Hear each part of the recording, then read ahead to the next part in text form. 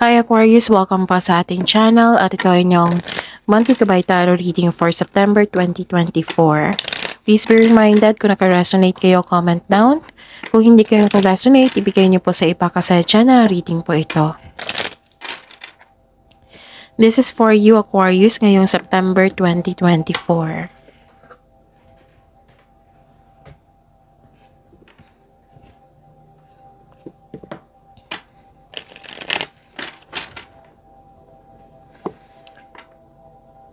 Maraming salamat po sa inyo patuloy na suporta at maraming salamat din po sa mga hindi na-skip ng ads. Gamitin ang reading na ito bilang gabay lamang sa mga hindi pa nag-subscribe. Subscribe na po kayo at click bell notification para malaman nyo na may bago tayong video. Para sa mga gustong magpa-reading po, may lumabas dyan sa screen nyo ngayon. Panoorin nyo po at sundin ang instruction. Calling the attention sa mga suki ko dito na Aquarius. Open na po ang inyong monthly Kabay Tarot reading for September 2024. May 6 months from now reading tayo at love life reading po. So message me Aquarius for schedule. Maraming salamat po.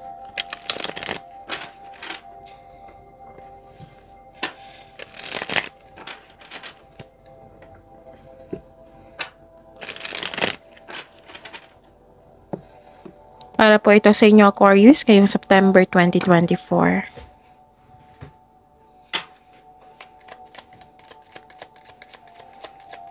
Spirits Guide, mga ganap po. Para kay Aquarius ngayong September 2024, I need 3 cards po.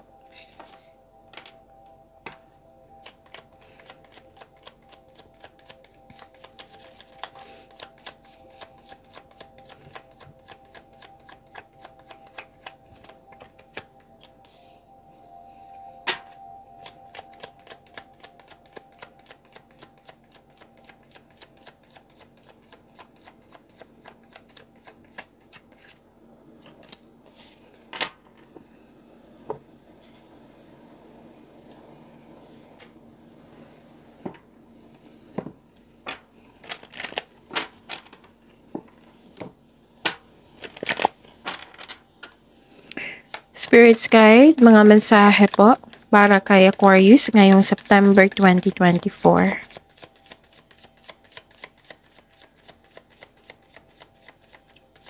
I need 2 cards po.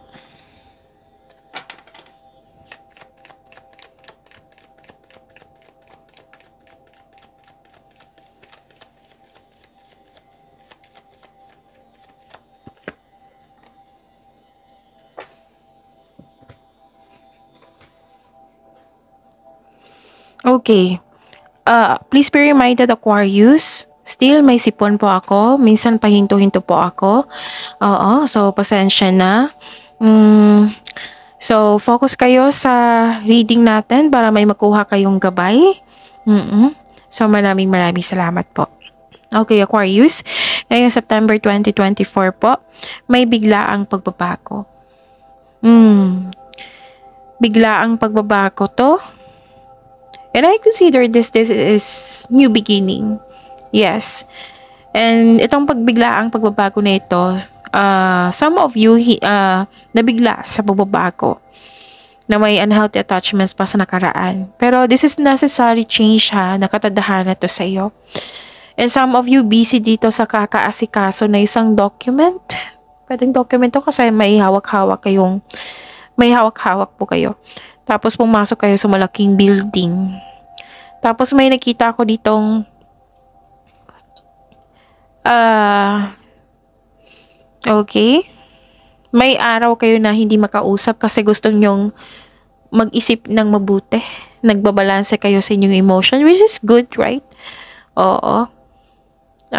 Tsaka may nakita ako ditong concern sa isang mataas ang ego na ayaw makausap.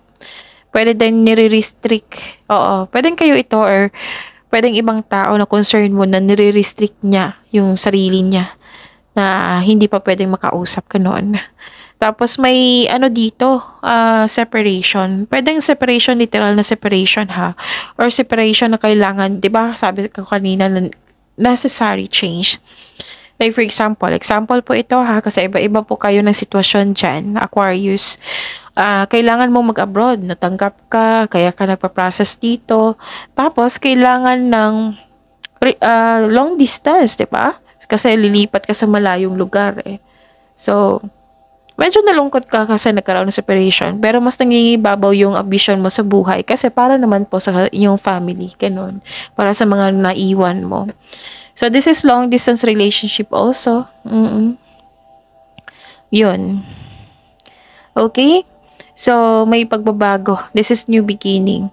Actually, may nakita ko ditong kontrata po. Kung sa career and money ito, may offer sa iyo, may signing of contract ako nakikita dito. Pero may paalala po ang card niyo po dito na basahin niyo namang buti yung laman ng document. Kasi may nakikita ko ditong hindi klaro sa inyo. So, ipaklaro mo sa kanila.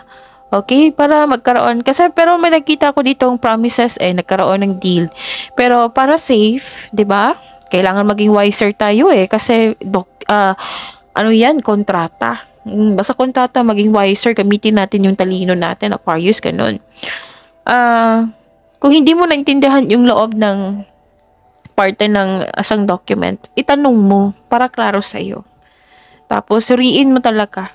Okay? Baka wala kayong magustuhan. Iba pala ang offer niya. Iba yung naka-print doon, di ba? So, itanong mo, bakit wala? Bakit iba? Ganon. Mas mabuti yung magkaroon ng clarity, klaro. Pero at the end of the day, may nakita naman ako dito nagkasundo. Nagkaroon ng promises, nagkaroon ng deal, ng pag-uusap, commitment, long-term agreement, ganon. Pwede din itong proposal ng iyong partner. Oo, pwede. Kasi may nakita akong kontrata dito and I consider this is marriage contract. Pwedeng kasal kayo or mag-propose siya ngayon or nag-uusap kayo regarding sa marriage contract, sa kasal nyo, ganon. May nakita ko dito. Basta nagkasundo kayo. May promises dito, long-term agreement, ganon. This is offer also, offer or opportunity, yes. Okay, nabinigay sa inyo. This is a huge blessing, ha? Ang ganda-ganda. So, it might be na bigla kayo sa offer. Kasi di ba na may bigla ang pagbabago. And, di ba sabi ko sa inyo na this is necessary change. Magkakaroon ng bigla ang pagbabago. So, kung tatanggapin mo itong offer na ito, magkakaroon talaga ng pagbabago. Kaya nga na may remind din dito May remind talaga dito ang card nyo na mag-ingat kayo sa isang tao na may masamang intention sa inyo. Kung sa career ito, pwedeng nakipag-compete siya sa iyo. Which is unhealthy competition. Kasi kung healthy competition yan, masaya yan. Nagkaroon po ng unhealthy competition. So, kung maaari, nag-ask ang card nyo po dito na kung maaari, iwasan nyo po ito. Put boundaries. Maging wiser sa kanya. Okay? Huwag kayong bumaya. Gamitin nyo yung talino nyo, Aquarius. Kung sa love life ito, maaaring may concern kayo sa buwan na ito regarding sa third party concern. Pwedeng nangyari ito sa iyo or may nagsumbong sa iyo. Ganon. Tapos, para sa mga commitment, lalo sa mga may committed dito na may partner. So, kung may temptation, kasi may nakita kong flirting, lies, troubles. Magbibigay kasi ito ng danger alam niyo naman, basta third party concern, di ba? Malalagay ka sa alanganin yan. So, be wiser. And please, kung sa mga committed dito, wag po kayo magpa-tempt. Kasi, alam niyo naman yung consequences niyan. Okay? Kung may concern, pwede din sinumbong to sa iyo na very concerned ka sa kapwa mo. Tapos, yun. May ganap kasi na third party concern dito. May temptation. Like for example, sa mga single dito na Aquarius, alamin nyo yung nililigawan nyo or nangligaw sa inyo kung totoo ba yung single. Kung alam mo na dati siyang may partner, di ba? May past siya. Siguraduhin mo na move forward na siya. Okay? Basta ang sabi ng card nyo dito, 3 card na kasi nagsabi dito na be wiser. Gamitin nyo po yung talino nyo. Kasi, mahirap kasi mag-spend ng time na puro sakit lang yung nararamdaman mo. Kung tatanggapin mo itong offer na ito, na hindi pinag-isipan ng mabuti. Pero at the end of the day, please know that at the end of the day, buhay nyo po yan. Kayo po ang mag-decide. Pero if I were you, gamitin nyo talaga yung talino nyo. Kasi matalino si Aquarius si air signs. Nako, ang talino niyan. So, gamitin nyo po. Okay? Yun. Ang ganda ng binigay na blessing sa inyo. Tapos, may mga reminder pa. So, ito pala yung sabi ni Miss Chav na may nag-offer sa akin. May nangligaw sa akin. So, kilalanin ko muna. Oh, andyan naman yung kilig. So, yung, getting to know each other. Andyan po yung kilig. I-enjoy nyo muna yung process. Huwag nyong madaliin. Okay? Yun. Ang message po is cherish memories of loved ones. And I believe you're giving time and attention sa family mo, sa partner mo. You're making memories. It might be nagkaroon kayo ng dinner, magtipon-tipon po. So this is very good. This is character development. Itong personal development talaga to. And so this is clarity. This is a clarification of your card here. Seek knowledge kasi. This is a clarification of your card here na kailangan, dalawang card na kasi nagsabi dito, na kailangan mo suriin. Gamitin mo yung talino mo, logical nyo, kaysa mangibabaw yung emotion nyo. So, seek clarity. Hanapin nyo po yung katotohanan. Mas mabuting wiser kayo. Mahirap kasi na siya manuloko, na maloko ka, na mas wiser ka, right? So, yun. Spirit's Guide. Ano po yung energy ni Aquarius ngayong September 2024?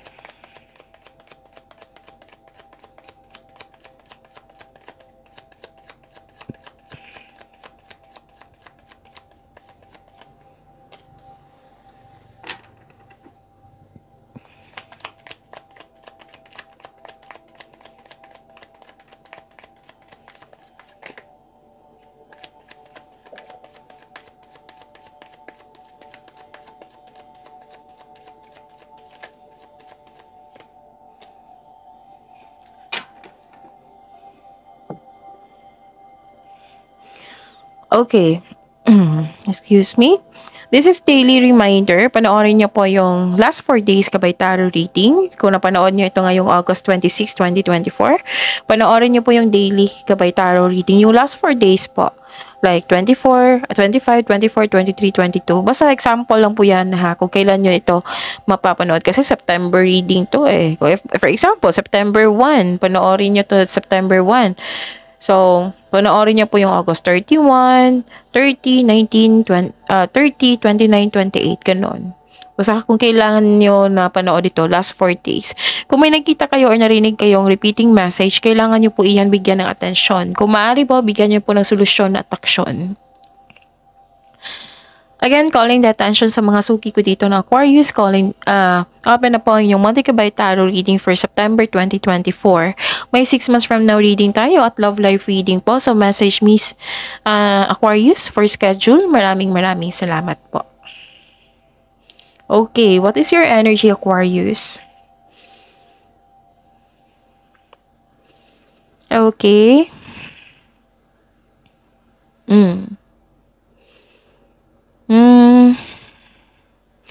Tibayan nyo po ang loob nyo.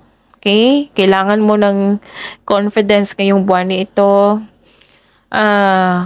Marami kayong ginagawa talaga. Dito pa lang sa unang card nyo, marami kayong ginagawa. So, tibayan nyo po. Kailangan mo ng energy niyan. Huwag kayong mag-give up. Tapusin nyo mo yung mga gawain nyo, lalo na yung project mo. Tapos, magtiwala sa inyong sarili. So, maraming reminder ng card nyo po dito, ha? Actually, may binigay na blessing sa card nyo po dito. Inspiration. Okay? Your body and soul will heal, but that healing will take time. So, ang sabi po ng card dito, magtiwala sa inyong sarili. Magbigay ng, ipagpatuloy nyo ang pagsisipag nyo. And, wow, ang ganda lang mensahe niya, dreams do come true. Yes. Actually, magkakaroon ng hope and healing. This is very good, right? And this is a clarification of your card here na na may opportunities na talaga na binigay sa iyo. So, dreams do come true. Dito pa lang sa salitang yan. Basta, yung pagyamanin mo lang yung blessings na binigay sa inyo ng universe, dreams do come true talaga. Yung message, ang ganda ng message sa inyo, Aquarius. So, be inspired sa message na ito. Kasi magaganap yan kung mismo ikaw may willingness na pagtrabahuin yung blessings na pinigay sa inyo, na pagyamanin. Actually, lumabas to sa air signs lahat. Sa Gemini, Libra, and Aquarius, sa air signs. Na nire-remind kayo ng universe na huwag kayong mapanghinaan. Yung binigay namin na, like for example yung binigay ng universe na blessings, pagyamanin nyo. Kaya nga binigay sa inyo kasi kaya nyo. Kaya nyo na. Yung hiningi nyo, siguro hindi pa binigay kasi hindi nyo pa kaya. Kaya nga may pinatest sa inyo Kaya nga may challenges. Kasi tinitingnan niya ng universe na, tingnan natin kung si Aquarius, kung mataas pa bang pasensya nito, kung kaya niya bang humawak sa binibigay natin blessings, ganun. Ngayon, binigyan ka ng maraming blessings na kailangan yung pagyamanin. Kasi nakita nila na pagtrabahuin nyo talaga. Kasi nakita nila na sipag ka. Gagamitin mo talaga yung talino mo. So, all your dreams are coming true po. Ang ganda-ganda ng mensahe ng cards nyo po. Actually, bibigyan mo ng agarang action to. Kasi you are eager Ambition mo talaga to. Tapos, another card na nagsabi dito na truth-seeking, which is the clarification of your card here. This is truth-seeking also. May sinabi din dito ang card na truth-seeking, nanindigan kayo. Ginagamit nyo yung talito nyo. Kaya nga, this is, wow, ang ganda, no? Kasi, ang sabi ng card dito, huwag mawala ng pag-asa, kailangan maging confident mo. So, bawing-bawi sa clarification ng card. So, yun, tinutulungan mo yung sarili mo. May katapangan at confidence ako nakita dito. This is a symbol ng katapangan at confidence. Binigyan mo ng action. Oo, kasi alam mong nasa tama ka. At maging careful lang po daw kayo sa paggawa ng desisyon or sa pagpili ng desisyon. Okay? Yun. Kaya pala nagkaroon ng isolation dito kasi gusto mo mag-isip, mag-balance. Okay? So, yun. Nanindigan ka. Spirit's guide. Possible blessings po na ma-receive ni Aquarius ngayong September 2024.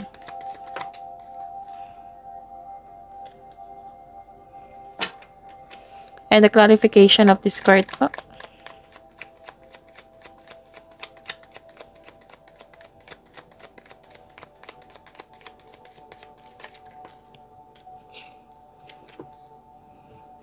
So, this is the possible. These are the possible na blessings na ma-receive nyo for September 2024. Okay.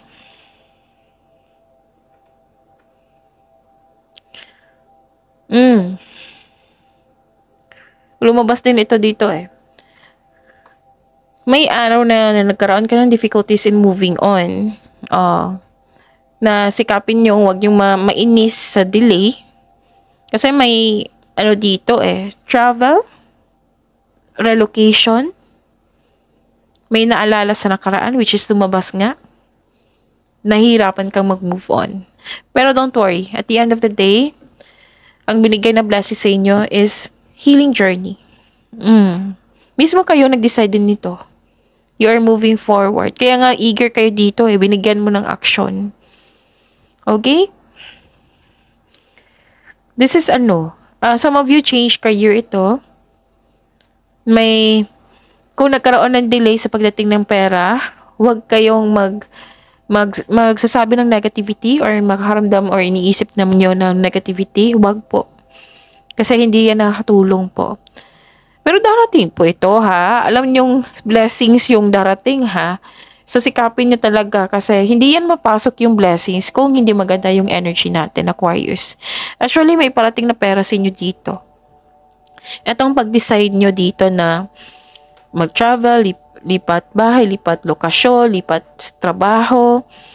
Oo. Kung ma-overcome nyo itong nangyari, what I meant is, naalala nyo yung nakaraan, magkakaroon ng financial stability, may parating na pera, magkaroon ng change career, nag-move forward ka, matuloy talaga yung paglilipat, yon. Okay? And magkakaroon ng solusyon sa inyong problema. Okay? Ang kailangan po ngayon is habaan yung pasensya nyo. So, ang ganda-ganda ng blessing sa inyo, oh. Ang laki ng, this healing, ha? This is a huge blessing. Kasi, not everyone na magkakaroon ng healing journey. And kayo, you're interested talaga. You are eager to heal yourself also.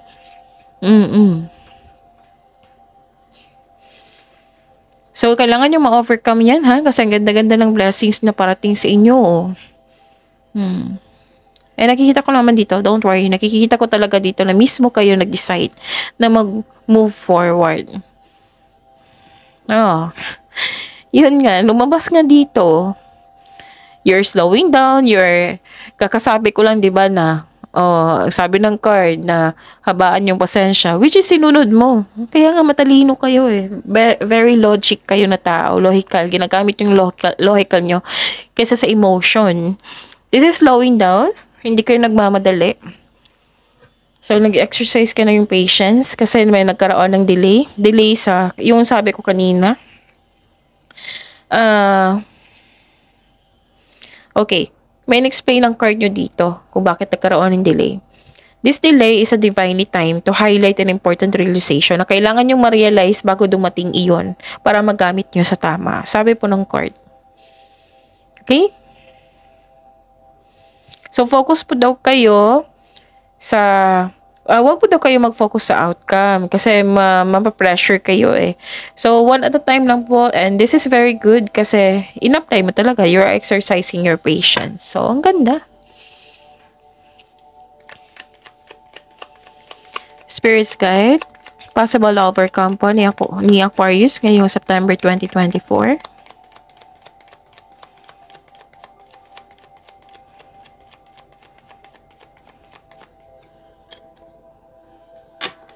And the clarification of this card po.